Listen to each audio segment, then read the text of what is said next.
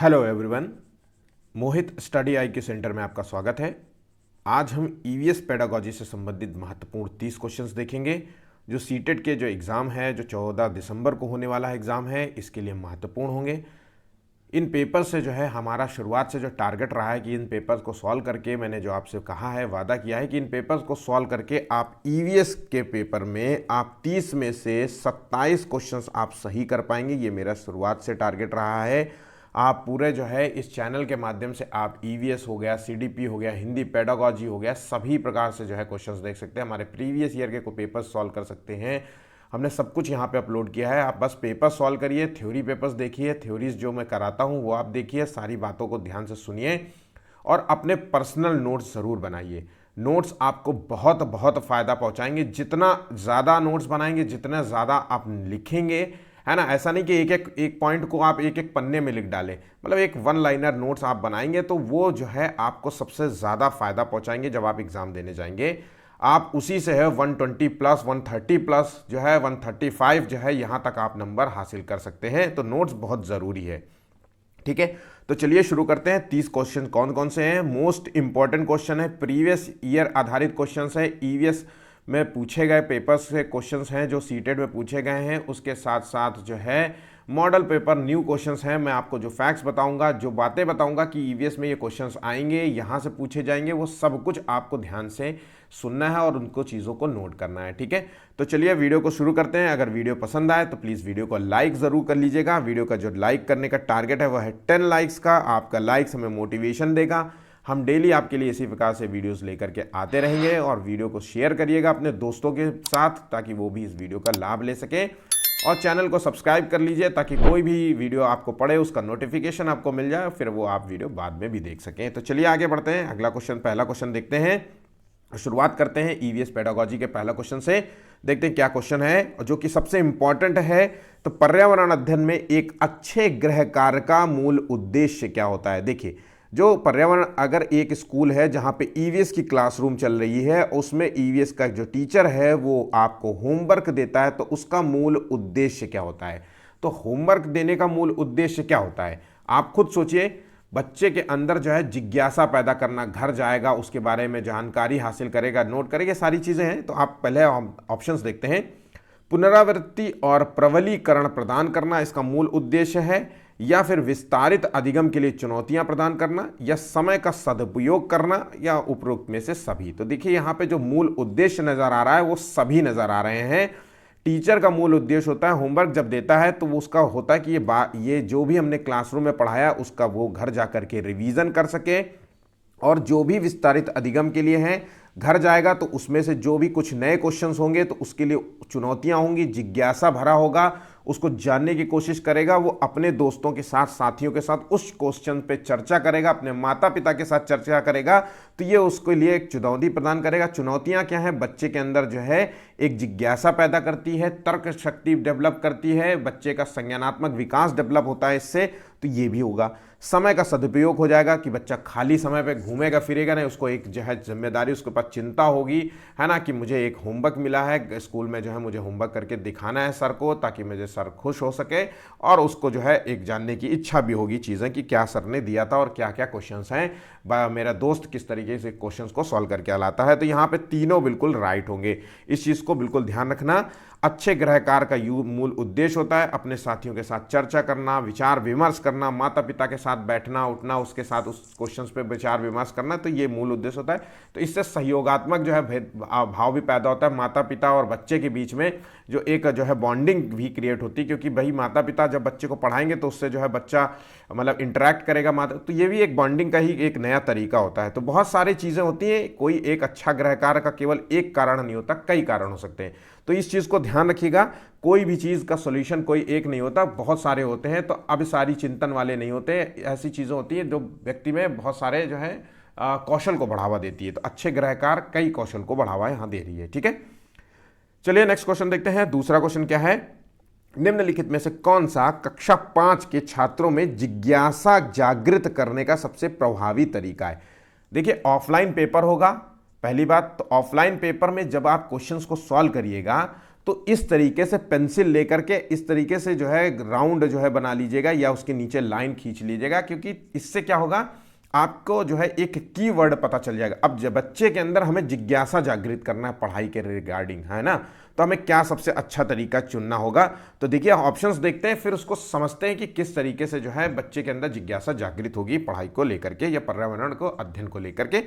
तो हस्त गतिविधि आधारित अनुभव अधिक प्रदान करें या बार बार इकाई परीक्षण करें, मतलब बार बार जो है टेस्ट होता रहा, यूनिट टेस्ट जिसे कहते हैं। आपने अक्सर जो है स्कूल में जो है क्या होता है कि हर हफ्ते और हर महीने के जो है एक जो है दिन में जो है यूनिट टेस्ट होता है, जो भी सब्जेक्ट जो भी पढ़ाया गया उसका एक टेस्ट होता है। तो ये बार बार जो है होना चाहिए।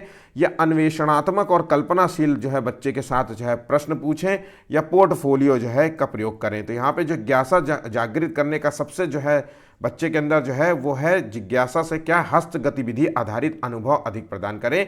तो पर्यावरण की क्लास है, क्योंकि देखिए यहाँ पे एक क्वेश्चन पूछा गया है पर्यावरण आधारित, और पर्यावरण आधारित में सबसे ज़्यादा जो है बच्चे जब स्वयं से कार्य करते हैं, हस्त गतिविधियां करेंगे, उससे जो भी अनुभव करेंगे उसके जो है उनको जो है जिज्ञासा जागृत होगी। सबसे अच्छा तरीका यही माना जाएगा।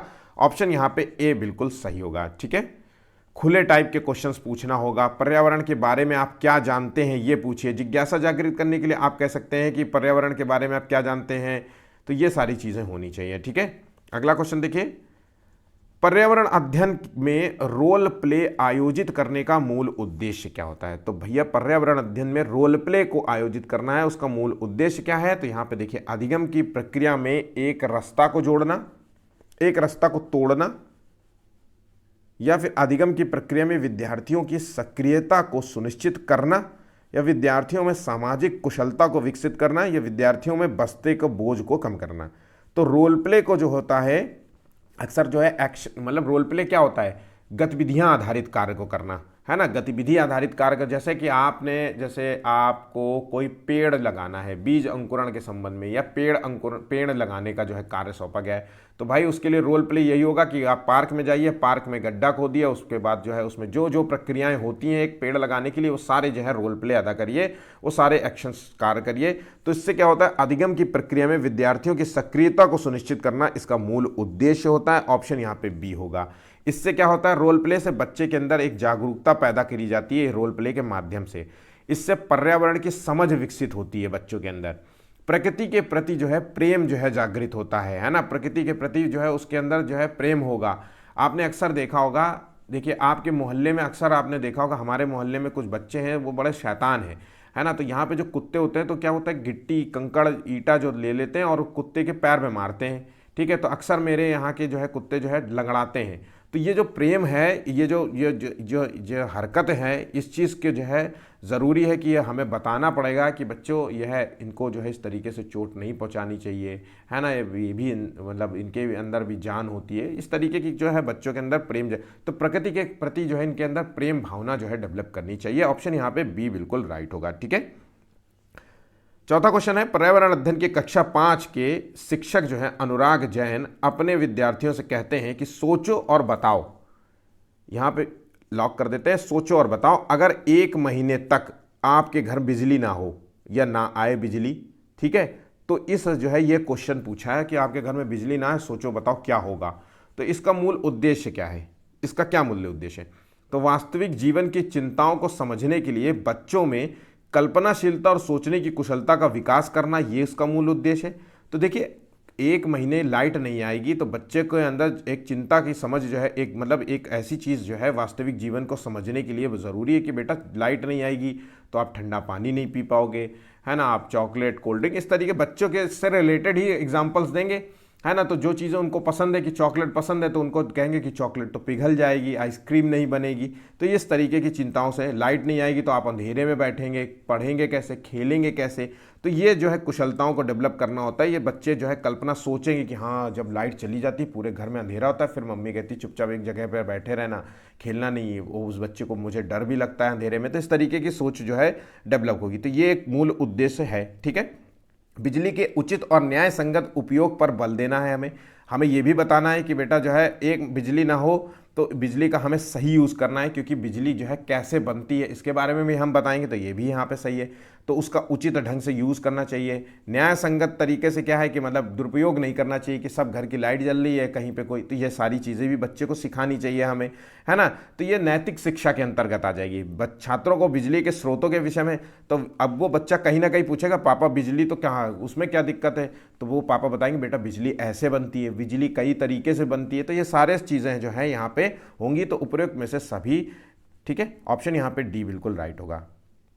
निम्नलिखित में से किन जो है पक्षियों की दृष्टि मनुष्य से 4 गुना ज्यादा होती है। तो देखिए पक्षियों से रिलेटेड और ये दृष्टि से रिलेटेड एक क्वेश्चन आपसे पूछेगा, ठीक है। पक्षी और जानवर के संबंध में आपसे 100% क्वेश्चन 2, 3, 4 क्वेश्चंस पूछे जा सकते हैं, याद रखिएगा। रिसेंटली मैं अभी मतलब आगे जो है 2-4 दिन में आपको जानवरों के संबंध में सारे क्वेश्चंस कराऊंगा, ठीक है।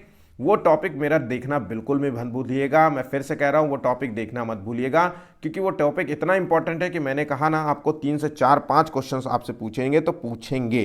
तो पक्षियों के संबंध में एक कॉमन सा क्वेश्चन होता है, एक तो दृष्टि वाला, ये 4 गुना जो है मनुष्य से जो है 4 गुना ज़्यादा होती है, तो वो किन जो है पक्षियों की होती है। तो ये देखिए एक सामान्य सा है कि जो शिकारी पक्षी होते हैं, शिकारी पक्षी होते हैं, शिकारी जो जानवर होते हैं उनकी दृष्टि ज़्यादा तेज होती है। तो चील और गिद्ध यहाँ पे सही आंसर होगा, याद रखिएगा। तो शिकारी पक्षी गिद्ध हो गया, चीता हो गया, शेर हो गया, इन सब की जो है मतलब दृष्टि मनुष्य के अपेक्षा जो है सबसे ज़्यादा होती है इस चीज़ को।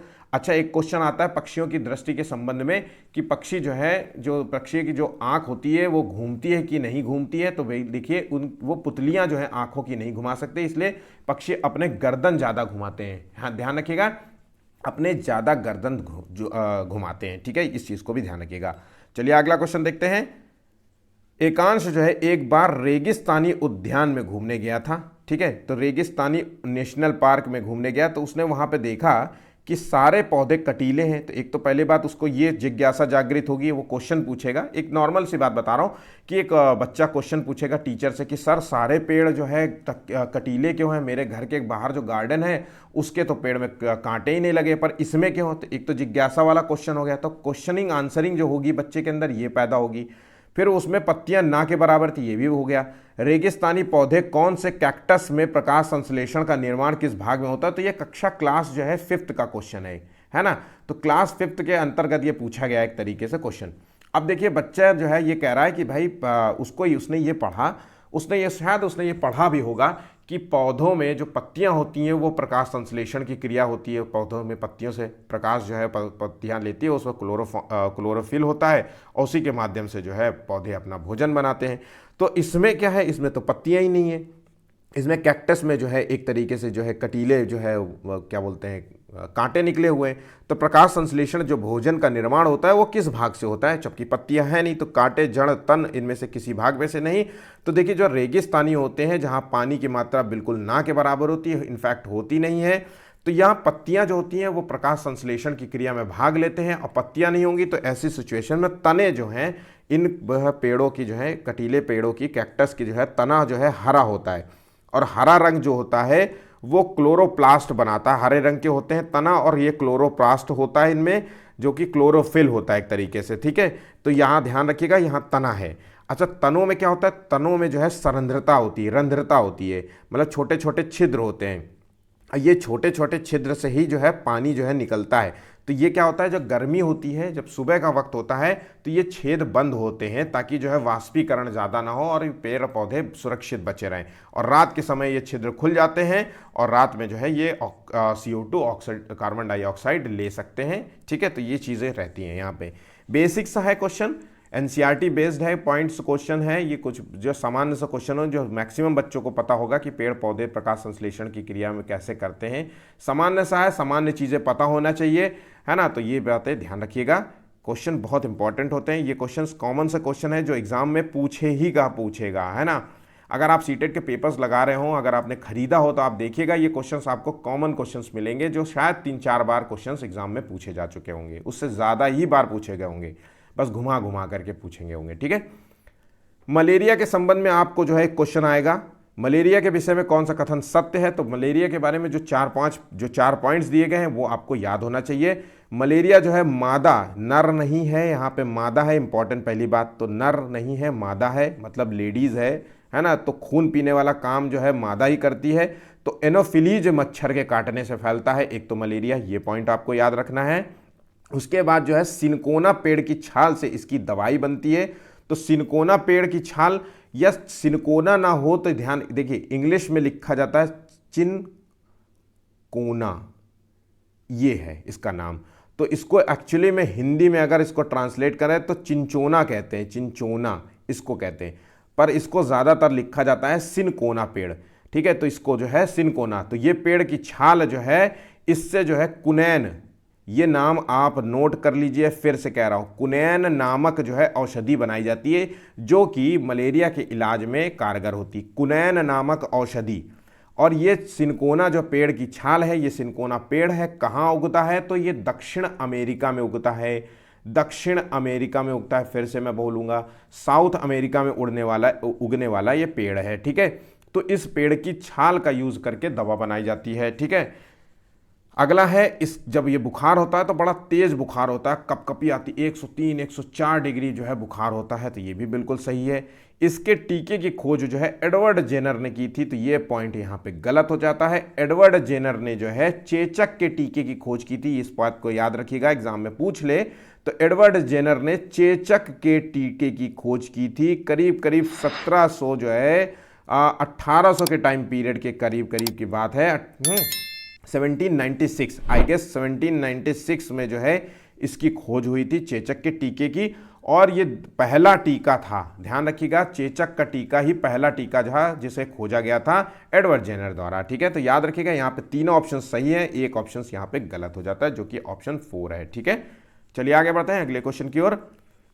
निम्नलिखित में से किस क्षेत्र में जैव विविधता अधिकतम होती है? जैव विविधता के संबंध में भी क्वेश्चन एक कॉमन पूछा जाता है कि जैव विविधता के संबंध में एक क्वेश्चन आपने देखा होगा कि जैव विविधता जो है वो क्या बोलते हैं, ध्रुवों से जब हम जो है विषुवत रेखा की तरफ बढ़ते हैं तो जैव विविधता बढ़ती है या घटती है, या फिर विषुवत रेखा से हम जब ध्रुवों की ओर बढ़ते हैं तब जो है जैव विविधता बढ़ती है या घटती है? तो इस संबंध में एक क्वेश्चन पूछा जाता है। तो जैव विविधता कहाँ अधिकतम होती है? तो देखिए, ये ग्लोब है और ये पोल है। ठीक है, तो ये अंटार्कटिका और अटलांटिक वाला एरिया है, और ये बीचों बीच जो है ये 0 डिग्री जो है इक्वेटर है, इक्वेटर इसे कहेंगे या विषुवत रेखा कहेंगे।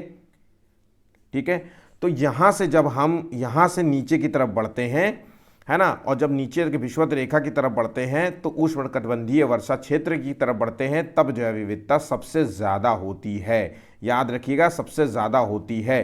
तो विषुवत रेखा जो कि उष्णकटिबंधीय वर्षा वन यहाँ पे पाए जाते हैं जहाँ पे सबसे ज़्यादा जैव विविधता होती है। अब जैव विविधता होती है, इसका क्या मतलब है? जहाँ पे जैव विविधता का मतलब है जहाँ पे जीव, पेड़ पौधों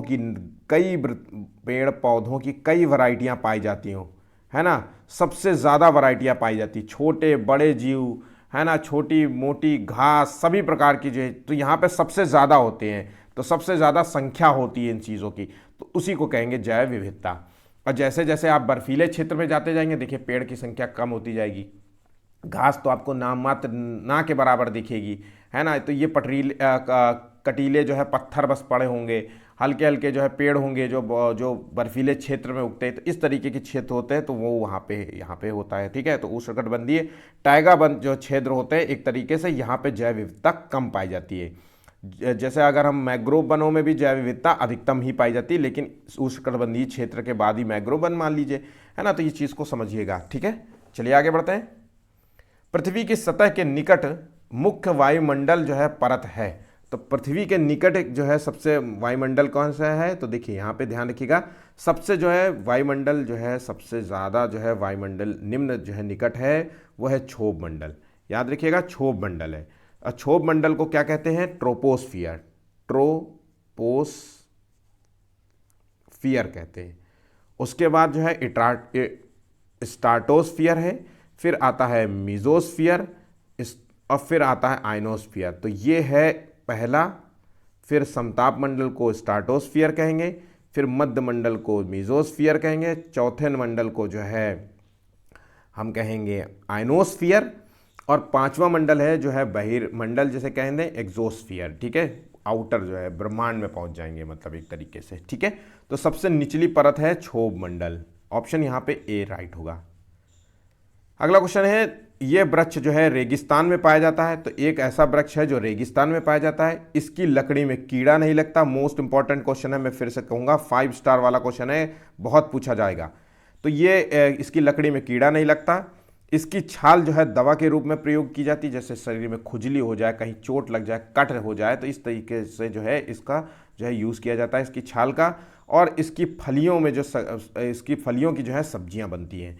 तो ये वृक्ष का नाम बताना है, और ये देखिए ये वृक्ष है खेजड़ी वृक्ष, ऑप्शन यहाँ पे ए होगा। ये वृक्ष है खेजड़ी, और ये कहाँ पे पाया जाता है? तो भारत में ये राजस्थान में पाया जाता है। इसको नोट कर लीजिए, राजस्थान में पाया जाता है, ठीक है। और इस वृक्ष को समी वृक्ष भी कहते हैं, ये नाम आपको याद होना चाहिए। इस वृक्ष को समी वृक्ष कहते हैं। इस क्वेश्चंस को कोई भी नहीं बताएगा इस तरीके से, आपको यही पॉइंट्स बताते रहेंगे। तो इस वृक्ष को ध्यान रखिएगा, समी वृक्ष कहते हैं, इस नोट कर लीजिएगा। हो सकता है कि खेजड़ी की जगह आपको नाम दे दे कि शमी वृक्ष जो है, तो आप कंफ्यूज हो जाएं और गड़बड़ कर दें, ठीक है। तो ध्यान रखिएगा, शमी वृक्ष इसका नाम है, ठीक है। अच्छा, राजस्थानी ओक, बहुत सारे बच्चे जो है राजस्थानी ओक और खेजड़ी में कंफ्यूज हो जाते हैं। तो ध्यान रखिएगा, राजस्थानी ओक, सॉरी राजस्थानी कह रहे हैं, माफ कीजिएगा, रेगिस्तानी ओक जो है ये ऑस्ट्रेलिया का वृक्ष है। ध्यान रखिएगा, ऑस्ट्रेलिया में उगता है, ठीक है, ऑस्ट्रेलिया में उगने वाला वृक्ष है रेगिस्तानी ओक, ठीक है। पहली चीज ध्यान रखिएगा। दूसरी चीज ये है, इसके विषय में अगर हम बात करें तो ये 30 से 35 फुट है ना लंबा वृक्ष होता है, 30 से 35 फुट लंबा वृक्ष होता है। ये पानी की तलाश में, पानी की तलाश जो होती है, ये पानी चूंकि रेगिस्तान में होता है, तो पानी की तलाश में, ये पानी की तलाश में जमीन से 250-300 फुट तक जो है नीचे चले जाते हैं जड़ इनकी पानी की ढूंढने के लिए। तो जड़ों की गहराई सबसे ज़्यादा होती है। जितने फीट की ये पेड़ है, समझ लीजिए 3 फीट का, तो 30 फीट का है, तो 30 फीट इसकी गहराई हो सकता है। तो 3 त्रिका 900 फीट तक जो है ये पानी की, मतलब पानी की तलाश में अंदर तक जा सकता है। इतना जो है इसका जो है अंतर है ना। इसके तने में ध्यान रखिएगा, इस वृक्ष के तने में पानी पाया जाता है, पानी जमा होता है, जिसका लोग पानी पीने के लिए इस्तेमाल करते हैं, वहाँ के आदिवासी समुदाय लोग। और ये वृक्ष जो है 700 साल तक तकरीबन जिंदा रहता है, 700 साल तक, और तने में जो है पानी रहता है। तो ये पॉइंट भी नोट कर लीजिएगा रेगिस्तानी ओक के संबंध में। और खेजड़ी वाला तो मैंने आपको बता ही दिया है। चलिए आगे बढ़ते हैं। पक्षी जो है एक वक्त में, देखिए मैंने पक्षी के संबंध में आपसे कहा था कि क्वेश्चन बहुत इंपॉर्टेंट है, पक्षी के संबंध में ये क्वेश्चन आता है।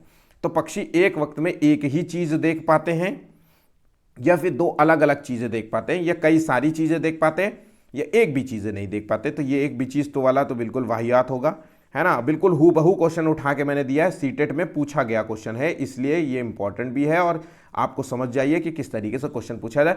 तो पक्षी जो है एक वक्त में 2 अलग अलग चीजें देख पाते हैं। ध्यान रखिएगा, 2 अलग अलग देख पाते हैं। ऐसी दृष्टि को कहते हैं मोनोकुलर दृष्टि, मोनोकुलर दृष्टि, ठीक है। तो इस चीज को याद रखिएगा, मोनोकुलर दृष्टि कहते हैं।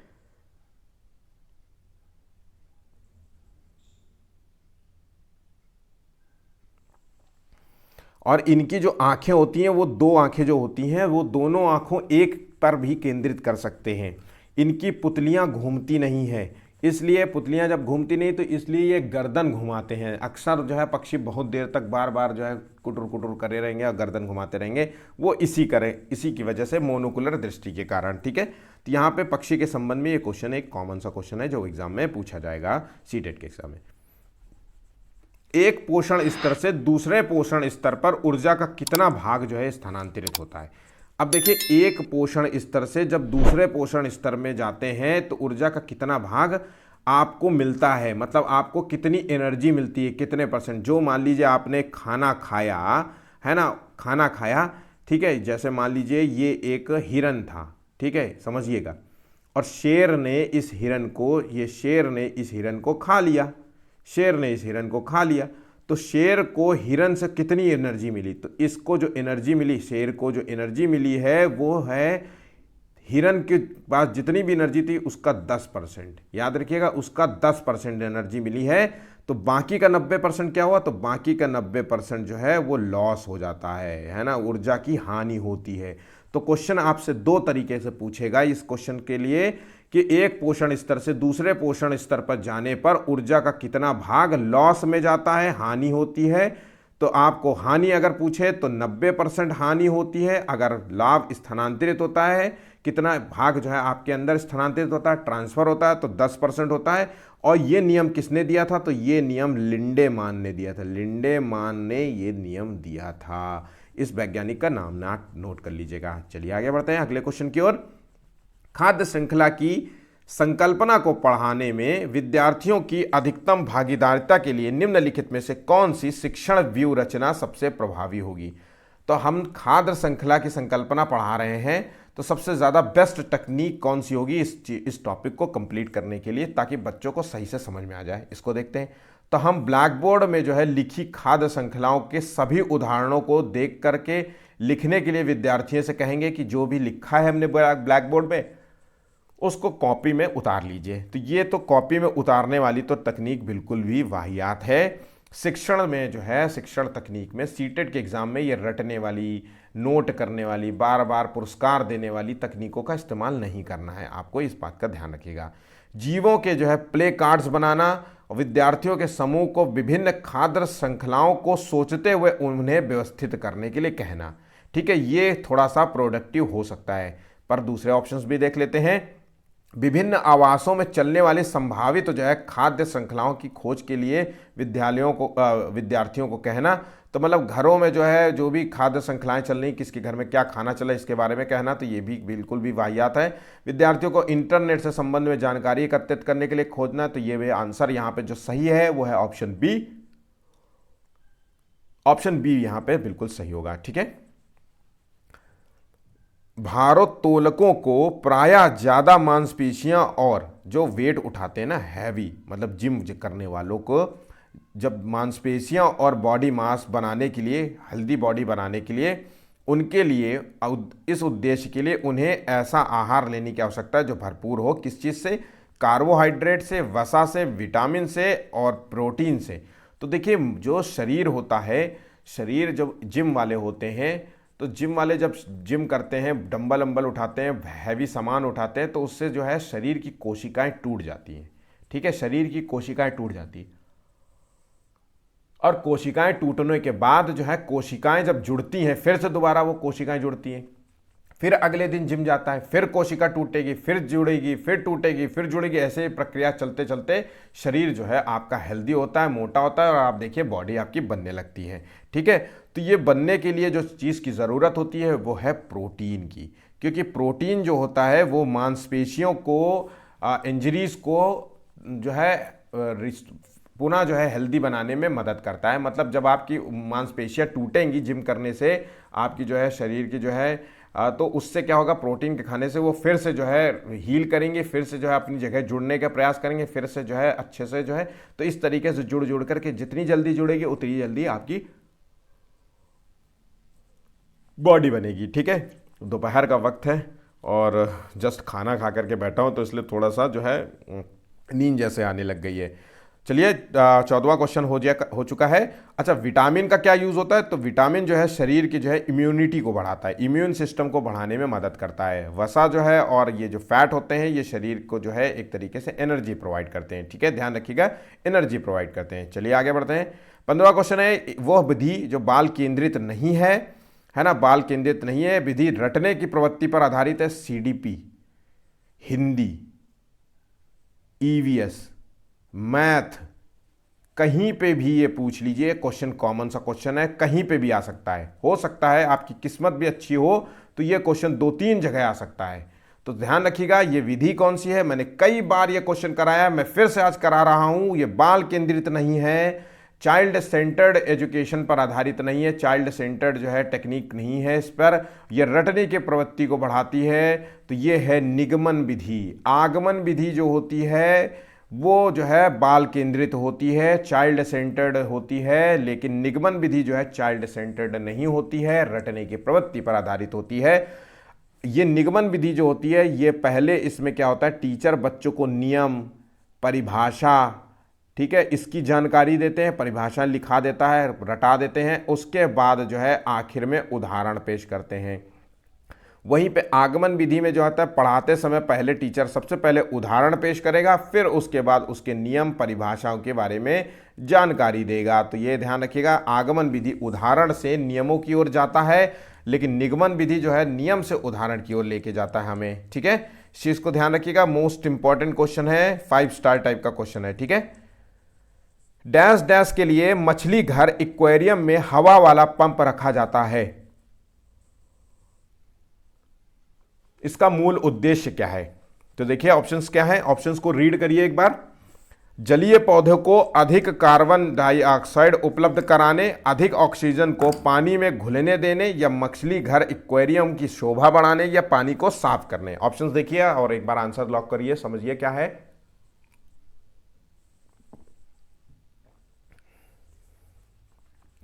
तो देखिए यहां पे 16वें का जो आंसर है वो है अधिक ऑक्सीजन को पानी में घुलने के लिए इसका यूज किया जाता है। याद रखिएगा ऑप्शन यहां पे बी होगा। एक्वेरियम में जो एक पंप लगा रहता है, आप एक्वेरियम जो घरों में जो है आमतौर पे आपने देखा होगा मछली लोग पालते हैं, है ना। तो जो घर में जो मछली पालते हैं, छोटा सा जो है एक पॉट बना लेते हैं, पॉट सा बना लेते हैं जिसमें मछलियां 4 5 6 डाल देते हैं, लेकर के आते हैं, उसी को कहते हैं मछली एक्वेरियम। उसके अंदर जो है एक पंप लगा दिया जाता है जो आमतौर पे बबल फेंकता रहता है, बबल बना बना के फेंकता रहता है। तो वो अधिक ऑक्सीजन को घुलने में मदद करता है, क्योंकि बबल जब जाएगी ऊपर हवा में, और हवा में जब जाएगी तो वो हवा फूटेगा तो ऑक्सीजन जो है इस तरीके से जो होता है। तो यहाँ पे ऑप्शन यहाँ पे बी बिल्कुल राइट है। ठीक है, अभिभावक जो है शिक्षक अंतःक्रिया को उपलब्ध कराने का मुख्य उद्देश्य क्या है? तो टीचर जो है, टीचर और जो है एक तरीके से पेरेंट्स जो है, पीटीएम जो होती है, पेरेंट्स टीचर मीटिंग होती है, उसका मूल उद्देश्य क्या होता है, ये क्वेश्चन में पूछा गया है। तो ऑब्वियसली उसका मूल उद्देश्य क्या होगा भाई? उसका मूल उद्देश्य होगा कि अपने बच्चे की जो भी हरकतें हैं, जो भी आपने नोट करी है, जो भी आपने उसका पोर्टफोलियो तैयार किया है, उससे सारी जानकारी आपको एक टीचर को, मतलब टीचर को सारी जानकारी उसके पेरेंट्स को देनी चाहिए। ठीक है, और उसके संबंध में जो जो बातें हैं, जो भी अच्छाइयाँ हैं, वो किस तरीके से उसका जो है संज्ञानात्मक विकास डेवलप किया जा सकता है, उसका डेवलपमेंट होना चाहिए, वो सारी चीज़ें जानकारी दी जाती है। तो इसका देखिए 17वें का जो आंसर है वो पुनर्बलन और सुधार के लिए बच्चों की योग्यता और कमजोरियों के बारे में चर्चा इसका मूल उद्देश्य होता है। ठीक है, ना कि जो है संबंध बनाना होता है सामाजिक जो है, ना कि एक दूसरे की कमियों को उजागर करना होता है, विद्यालय में हो रहे क्रियाकलापों के बारे में जानकारी देना इसका मूल उद्देश्य नहीं होता है। ठीक है, 18वां क्वेश्चन देखते हैं। हाथियों के विषय में जो है सत्य कथन बताना है, असत्य कथन बताना है।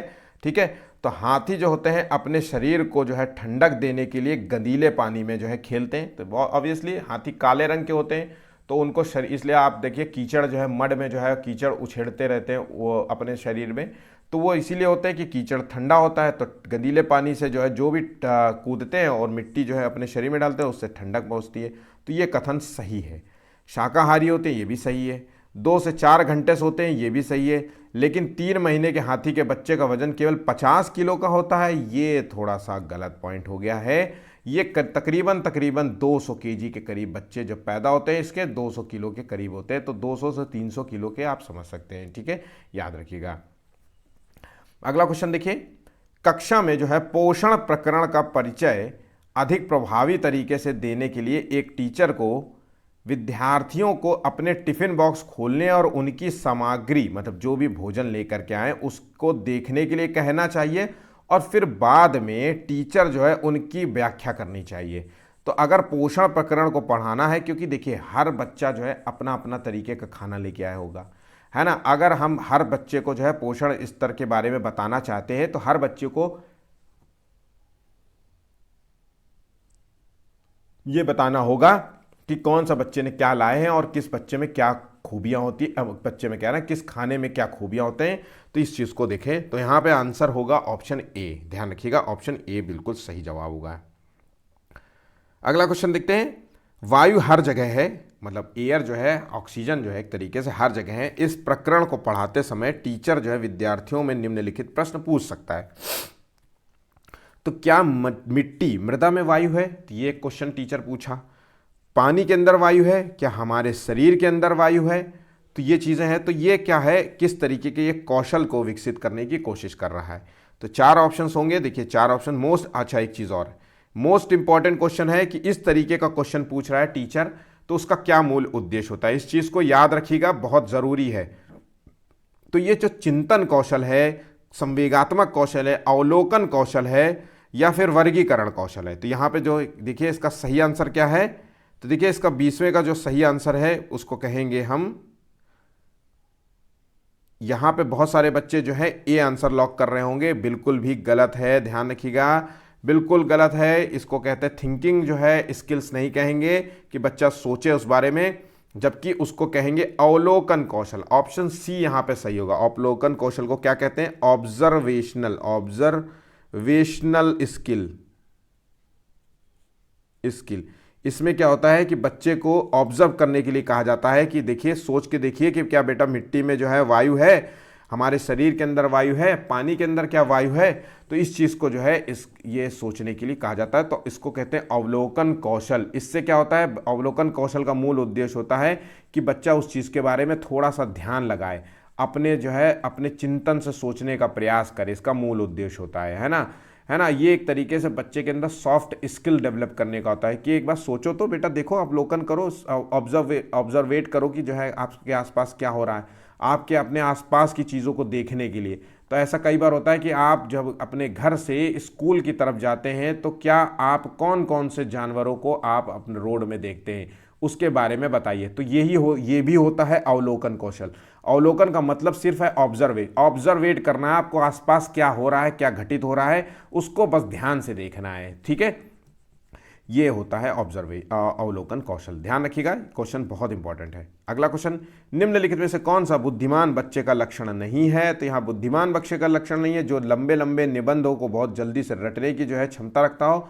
तो ऑब्वियसली ये रटने वाली प्रवृत्ति जो है बुद्धिमान बच्चे की नहीं होती। बुद्धिमान बच्चे जो होता है चिंतनशील होते हैं, रचनात्मक प्रवृत्ति के होते हैं, है ना, अपसारी जो है चिंतन करने वाले होते हैं, ना कि अभिसारी चिंतन करने वाले होते हैं, ठीक है। वो जो प्रवाहपूर्ण और उचित तरीके से संप्रेषण करने की क्षमता रखते हैं, मतलब एक दूसरे से कम्युनिकेट करने की क्षमता रखते हैं, अपनी बात को तर्क संगत के साथ और अच्छे तरीके से कह सकते हैं।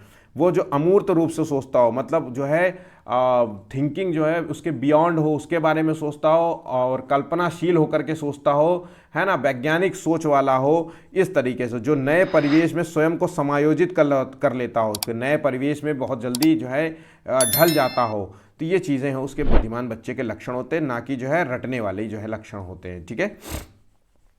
अगला क्वेश्चन देखिए, निम्नलिखित में से कौन सा शिक्षार्थियों में सृजनात्मकता का पोषण जो है करता है, मतलब क्रिएटिविटी का जो है पोषण कर रहा है? कौन से टाइप के क्वेश्चंस होंगे? तो अच्छी शिक्षा के व्यवहारिक मूल्यों के लिए विद्यार्थियों का शिक्षण, या फिर प्रत्येक विद्यार्थी के अंतर्जात जो उसकी छुपी हुई प्रतिभा है उसका पोषण करने और प्रश्न करने के अवसर उपलब्ध कराना।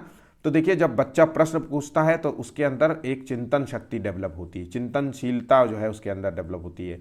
वो क्वेश्चन पूछेगा तो क्वेश्चन तभी पूछेगा ना जब वो क्वेश्चन उस प्रश्न के बारे में जो है अच्छे से समझेगा, जो चीज़ें जिस चीज़ के बारे में उसको पूछना है उसके बारे में चिंतन करेगा।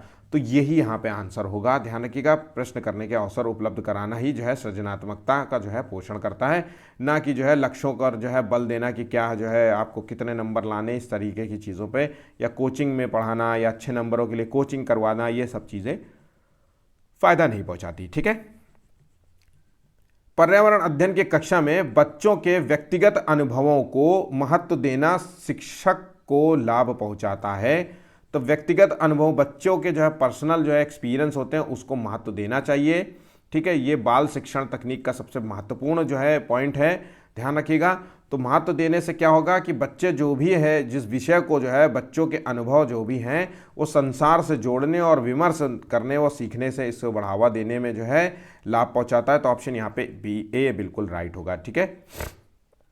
सहयोगात्मक अध्ययन विधि से बच्चों में डैश डैश का विकास होता है। तो सहयोगात्मक अध्ययन विधि क्या होता है? मतलब जब ग्रुप में पढ़े बच्चे, ग्रुप्स में पढ़ते हैं, माता पिता की हेल्प से पढ़ते हैं, माता पिता उनको जो है हेल्प कराते हैं, तो इससे क्या होता है, ग्रुप में पढ़ते हैं तो ये एक तो सहयोगात्मक अध्ययन से जो है एक तो प्रजातांत्रिक जो है भावना जो है उनके अंदर डेवलप होती है। याद रखिएगा, प्रजातांत्रिक भावना उनके अंदर डेवलप होती है जब सहयोगात्मक अध्ययन होता है सहयोग के माध्यम से, ठीक है। नेक्स्ट क्वेश्चन देखिए, भैंस की पीठ पर अक्सर जो है बगुला इग्रेट जो होता है, पक्षी बैठ जाता है, बैठा हुआ दिखाई देता है, तो वो इसलिए करता है क्योंकि वो वहाँ पे भैंस की पीठ में जो भी छोटे मोटे कीड़ होते हैं, परजीव होते हैं, उनको खाता है और अपना पेट भरता है। ठीक है, इससे दोनों को लाभ होता है। एक का लाभ होता है कि उसका पेट भर जा रहा है, तो दूसरे को होता है कि जो इचिंग हो रही थी उसके शरीर में, खुजली हो रही थी, वो उसको नहीं मिलती होती है। ठीक है, 26वां क्वेश्चन है, मानचित्र पढ़ने के लिए आवश्यक कौशल में शामिल है। तो मानचित्र पढ़ने के लिए किस कौशल को शामिल किया गया है? अभिव्यक्तात्मक जो है योग्यताओं को बाहर निकालने के लिए, विलक्षण जो है संप्रेषण कौशल, या स्थान, दूरी, दिशाओं की सापेक्ष स्थिति को समझने की योग्यता, और ड्राइंग और पेंटिंग में विलक्षण कुशलता, और ग्लोब पर स्थिति दर्शाने के लिए स्केच और गणनाओं का उपयोग करने की योग्यता। तो यहाँ पे जो सही आंसर है वो ऑप्शन बी, और बिल्कुल याद कर लीजिएगा इस क्वेश्चन को। इसका जो है मानचित्र पढ़ने के लिए स्थान, दूरी और दिशाओं की सापेक्ष स्थिति को समझने की योग्यता का होना जो है आवश्यक कौशल है। ठीक है, ध्यान रखिएगा, ये बहुत जरूरी होता है। ठीक, पर्यावरण अध्ययन की कक्षा में बच्चों के व्यक्तिगत अनुभवों को महत्व देना शिक्षक को लाभ पहुंचाता है। तो व्यक्तिगत अनुभव को महत्व देना कैसे लाभ पहुंचाता है? तो विषय को बच्चों के अनुभव संसार से जोड़ने और विमर्श व सीखने को बढ़ावा देने में। तो यहाँ पे जो 27वें का आंसर है ए, आई गेस जो है ये दोबारा रिपीट हो गया है क्वेश्चन, और सबसे इंपॉर्टेंट क्वेश्चन भी है। चलिए आगे बढ़ते हैं। निम्नलिखित में से जो है कौन सा प्राथमिक विद्यालय में पर्यावरण अध्ययन पढ़ाने का उद्देश्य निरूपित है? तो अपने ज्ञान का विस्तार करने के लिए बच्चों को सूचना देना और फिर उन्हें कौन सी पुस्तकें पढ़नी है इसके बारे में बताना। तो ये चीज़ यहाँ पे बिल्कुल काम नहीं करेगी। विद्यालय में बच्चों के अनुभवों को बाहरी दुनिया से जोड़ना, जो भी बच्चे फील करते हैं, जो भी उसके बच्चों के दिमाग में भरा हुआ है, उसको बाहरी दुनिया से जोड़ने का प्रयास करना चाहिए। ये मूल उद्देश्य होता है पर्यावरण अध्ययन की क्लास में। सबसे ज़्यादा इंपॉर्टेंट क्वेश्चन है, और ये पॉइंट आपको याद रखना, बच्चों के अनुभव को बाहरी दुनिया से जोड़ना, ना कि शब्दावली और परिभाषाओं से परिचित कराना, याद कराना, रटना, ये सब चीज़ें, या तकनीकी शब्दावलियों का जो है क्रिटिकल जो है शब्द जो होते हैं, इस तरीके के शब्दों का जो है आकलन करना पर्यावरण अध्ययन के संबंध में, या उनसे परिचित कराना, ये चीज़ें नहीं होनी चाहिए। तो आंसर यहाँ पे जो सही है वो है ऑप्शन बी। ऑप्शन बी यहाँ पे बिल्कुल सही होगा। कक्षा 3 के जो छात्रों को रमा ने सिखाया कि पिता, माँ और उनके बच्चे एकल परिवार का गठन करते हैं। यदि दादा दादी और अन्य रिश्तेदार साथ रहते हैं तो यह एक विस्तारित परिवार है। आप इस बारे में क्या सोचेंगे? तो देखिए, माता पिता जब रहते हैं तो वो एकल परिवार होता है, माता पिता और बच्चा, है ना, न्यूक्लियर फैमिली कहेंगे। लेकिन जब दादा दादी भी रहें, अन्य घर के सदस्य, चाचा चाची और भी रहें, अपनी जो है बहन रहे उनकी, है ना, बुआ भी रहे, इस तरीके से जो है कुछ लोग रहें, तो ये परिवार जो है क्या होगा? तो इस संबंध में जो है, तो देखिए रमा अपने छात्रों के प्रति जो है असंवेदनशील है। असंवेदनशीलता जो है, तो ये तो बिल्कुल भी यहाँ गलत है। यह शिक्षण अधिगम दृष्टिकोण जो है समावेशी नहीं है, या परिवार की अवधारणा को इसी तरीके से समझाया जाना चाहिए, या फिर जो है परिवार की जो है गलत जो है परिभाषा जो है गलत दी जा रही है। तो यहाँ पे जो सही आंसर क्या होगा?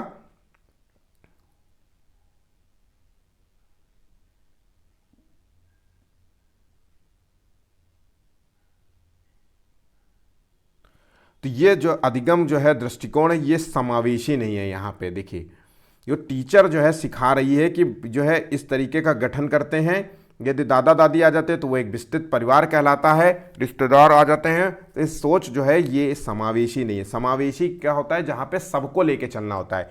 इसलिए बच्चे को हमें समावेशी शिक्षा देनी होती है ना।